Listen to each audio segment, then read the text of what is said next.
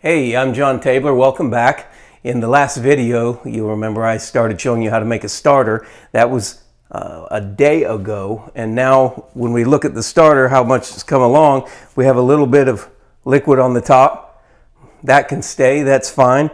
Really all we need to do is,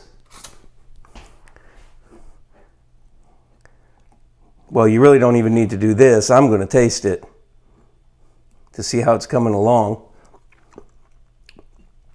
It's bubbly, it's slightly lemony or sour, tastes like a lemon. And what I'm going to do today is add to it. So what we want to do is, in the same way you kindle a fire and add just a little bit to it, but not too much so as to put it out. It's a good analogy for making a starter, because what we want to do is add about another inch of flour. Now I already had this flour made. It's whole wheat ground flour. I grind mine from the actual wheat berries. And if you don't have a grinder, you can go and buy whole wheat flour at the store. Or if you really want to cheat, you can get white flour. It'll work with white flour, but there's not vitamins in there. There's not bran in there. There's not any part of the wheat kernel. That just kind of disappears after they sell that off, and then they put vitamins back in, or so-called vitamins. I've read in some sources that they come from the petroleum industry actually, and that's why the flour says enriched. But you know, the way that wheat grows, with the sun coming down on it and energizing that and putting all the nutrients of the soil and the sun into it, it doesn't need to be enriched. So what we want to do is eat whole wheat as much as possible, and if it's a little too heavy for a cake or some kind of pastries, you can sift out the bran. But we want all the vitamins and nourishment, and that's what good food is about, is nourishing your body and making you feel young, vibrant, enthusiastic, and generally have a spirit of well-being about you. So what we're going to do now is add a little bit of water. This is second day. I'm just imitating what I did yesterday. Stir that, and just like a fire gets kindled, when you add a little bit more to it, you don't want to throw a whole log on a match with a piece of paper. This is going to smother it. You just want to add a little bit. But now we're up to about half. By tomorrow, we'll add to about here, and then by the next day, this will be good to go. It'll be exactly what we want. It does start bubbling. It happens a little bit slower at first, but once you have it made, it is like a fire that's burning hot. And when you add that to the dough, then it actually causes it to rise really fast, not in 3 days, but overnight. And speaking of, we're going to take a look at the dough that we did that to yesterday. And so we put starter in a dough ball yesterday, and we're going to uncover it now. And you'll see that it's actually popped up a little bit, and I will take a little portion off of it and eat it. Now, you definitely don't want to do this with a dough that has yeast in it. It will make you sick. This, though, is entirely different. It's fermented wheat. So you can actually eat that just like it is, and it will nourish your body, and it's fully probiotic, so it's actually good for you. I haven't eaten a lot, but I've eaten some. I'm eating the one I'm just a little small piece I just put in my mouth. Has a soury taste to it, not a spoiling taste. That's entirely different. Not a rotting or spoiling or off taste. It has a sour like lemon, like good taste to it. And that's what happened in there. That starter went into that dough ball and permeated through the whole thing, just like a flame would do. And you'll notice when you try this, that gluten, which I made the gum from a couple videos ago, it actually has been neutralized, so there won't be gum in here.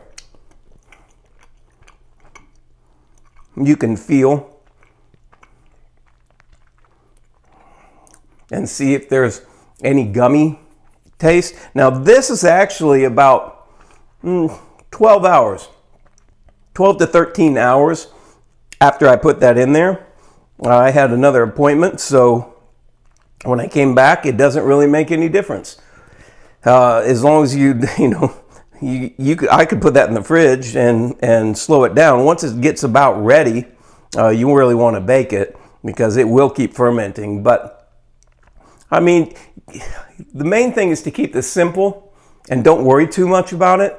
As long as it doesn't have any gluten in it anymore, that's what we're after. That's what's going to unlock the nutrients. So if it still does, just leave it covered a couple more hours. If it doesn't, it's good to bake. So you want to back up and think, well, it might take 8, 10, 12 hours, somewhere in there, and you back it up so that you can calculate a good time for you to bake it relative to other things you have going on and things you might need to do. But this is when it's extremely good, and when the gluten is completely neutralized. And so what we're going to do is I'm going to take it and I'm going to put it in the oven and bake it now. So to do that, what I've started doing is I've been using what's called a Dutch oven, and because the bread comes out extremely good in it. But for a long time, I used only a baking sheet. And most people have a baking sheet. All you really need to do with the baking sheet is take some olive oil. Now, a lot of people say sprinkle flour. The way I look at it is the flour has been permeated with that leaven and the gluten's been neutralized. I don't really want to throw a bunch of more flour on there because that won't be, and kind of defeats the purpose, and it's really not necessary. I had flour on the top of that loaf, and that was to keep the towel from sticking. But what I would do is I would pour a little olive oil on there and just smear it around and have fun playing in it. That's what you're supposed to do, right? Everything's supposed to be fun. You have two ways of doing this. You can do this and have fun, or you can do this and not have fun. And for me, I'm having fun. So we put the olive oil on it, and then you can turn it over and dump it on there. But I'm not going to do that because I'm going to bake it in the Dutch oven, because it comes out fine both ways, but it stays a little plumper in the Dutch oven, and it gets cooked a little more thoroughly without the outside getting harder, because of the fact that it's essentially a big pot with a lid. I guess the Dutch claim to have invented it, but I don't know. I kind of think I invented it. No, I didn't really invent it. What happens with the lid, you put the lid on and it holds the moisture in. And so it doesn't start really getting the outer edge crisp and overdone too quickly. Otherwise, what people will do if they don't cook in a special oven is they will put a cookie pie pan, a pie pan, and put about that much water in it and put it in the oven at the same time, and it creates steam in the oven so that the outer edge doesn't get crusty too fast. But I'm going to tell you, when I started doing this, I threw it on a cookie sheet and threw it in the oven and baked it, and it came out fine. The dough would go a little bit flatter or spread out a little bit more on the pan, but it came out fine. That butter and honey on top of it tasted just as good either way. So as I've gotten more experience over time in baking, I've tried different methods. They all work. They all get the nourishment into your body, but you might like one over the other. The other thing about using a Dutch oven is that I used to just pour it in there. Now, typically speaking, what you'll do is you'll take the Dutch oven, you'll stick it in the oven, and you'll preheat it so it's hot. It works the best like that. And so that's what I'm going to do. But when it comes out, it'll be really hot. So the two ways to get that in there are be really careful with gloves and lower it down in there. Or you can use what's called parchment paper. So this parchment paper is used to bake on. And so we'll turn it upside down on top of here, and then we'll just drop it in there. And so either can be used. But if you don't have this and you don't have a Dutch oven, don't worry about it. For a long time, all I did was throw it on the cookie sheet and stick the cookie sheet in, bake it at about 500, 495, somewhere around there. Now that doesn't really make a lot of difference either. If you think about it, all throughout history, they weren't sitting there with a thermometer measuring their oven. They just got that sucker hot. Throw it in there, keep an eye on it, and you're going to be able to know when it's done by the outer edge.